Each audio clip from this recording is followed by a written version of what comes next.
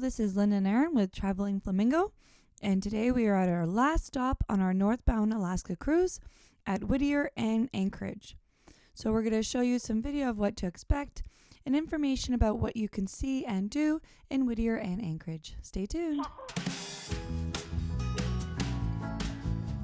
So if you're staying on to do a return cruise back to Vancouver or Seattle, there are a few things you can do. You can also do these if you're staying the night or have a very late flight.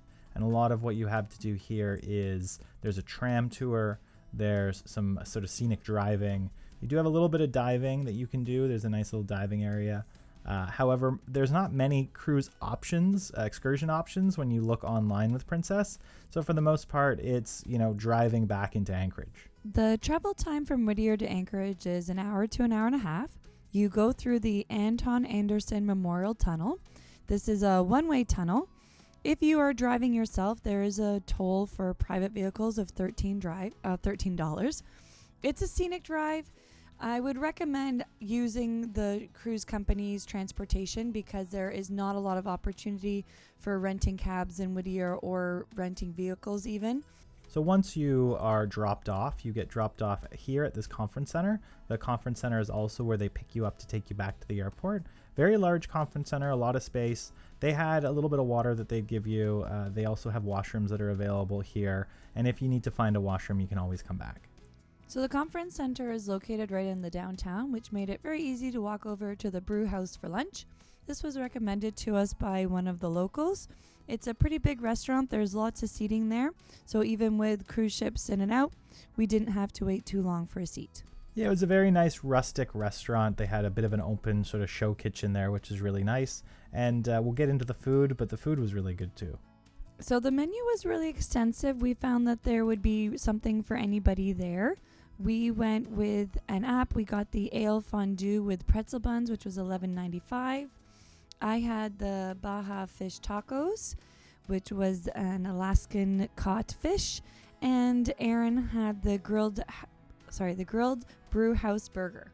So this is the ale fondue, and it had melted Tillamook cheddar along with some ale inside of it, and the pretzel buns were really, really good. Great texture on the fondue, and the buns were very fresh and very flavorful. I had ordered the grilled brew house burger, which was a grilled beef patty with red onion, tomato, pickles, iceberg lettuce, brew house dressing, and it was on a nice brioche bun. I also had Tillamook cheddar on that, and it came with fries. Not my favorite fries, but it was a good burger all around.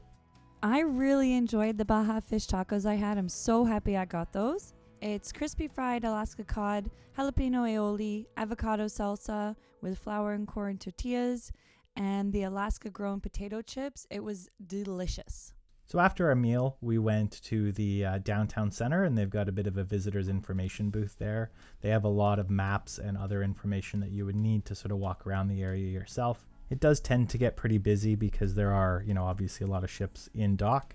They also have a shuttle station there with various different shuttle owners and the phone numbers for them and sort of the hours in which they come by and the hours they're open. So if you do want to explore the city yourself, you can get one of these sort of shuttle passes, and the shuttle will come around and drop you off throughout the city. It was a beautiful day, so we really took advantage of that and walked around the downtown. There's also a easy way to get down towards the harbor area, a nice path around there. So we took that time to just enjoy some sunshine before we were stuck in the airport and sitting on a plane. There are a lot of really nice little gift shops, so if you need to pick up an extra gift for a family member, you'll definitely have a lot of opportunities to buy them here in Anchorage. I did find the timing of the day a little bit awkward because the shuttles only left the conference center to the airport until I think about 4 o'clock, and our flight was pretty late. Not late enough to do any of the excursions in Whittier, but we also wanted to get on the shuttle back to the airport. So to get out of the sun and rest our feet, we ended up at the Hard Rock Cafe. A lot of the pubs that we saw in town were really busy, and we weren't really looking for food. We were just going to have some water, tea, and a drink to relax before we did a little bit more walking around and got on the shuttle. Yeah, the Hard Rock Cafe was exactly what you'd expect from any other Hard Rock Cafe. The food was pretty good. We didn't really order anything particularly large. We did get, I think I got a beer, Linda got a tea and water, And just wanted to, as Linda said, get out of the sun, sort of rest our feet a little bit. We had some more time before we had to go walking around, so we thought, hey, this would be a great place to do it. So it's a large city. There's a lot of different food options there. And actually, if you're starting your cruise in Anchorage, there is a mall there. So if you arrive and you realize, oh, I forgot something, or you're looking to pick something up, there's a lot of options there for you to do that as well. They do have excursions. If you go into that visitation center Aaron showed you at the start, you can book excursions right in there. So if you are looking to spend a day or two there before you start your cruise, there is quite a bit of opportunities for you to get outside and see the city. Yeah, I think it's a good point. If you are coming in for a southbound cruise, there's probably going to be some interesting excursions you can do with the time that you have. When you're leaving from a northbound cruise, unless you have the extra day booked, it's a bit harder for you to have an excursion planned and also make your shuttle for the airport. This is also the biggest city in Alaska we were in. It's bigger than Juneau, which is the capital.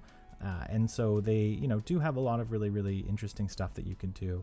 So we took one of the last shuttles back to the airport. We still had a lot of time to kill before we were able to check in and get our baggage tags. So we got our luggage, walked around, found somewhere to sit where we could plug in and charge up all our phones and devices. There is a lot of food options in the airport as well, some nice views, but we did have quite a bit of time to just sit down and enjoy. Anchorage and Whittier were probably we probably had the least amount of information about before we went on the cruise. And so we were sort of pleasantly surprised that it was a pretty big city. We had a lot of stuff we could do. And the airport was really nice. It was really a nice way to sort of cap off the cruise vacation. The airport was very comfortable, beautiful views of the mountain ranges around you. And you still sort of felt like you're on holiday, and it wasn't, a very small, very tiny airport with nothing to do in it.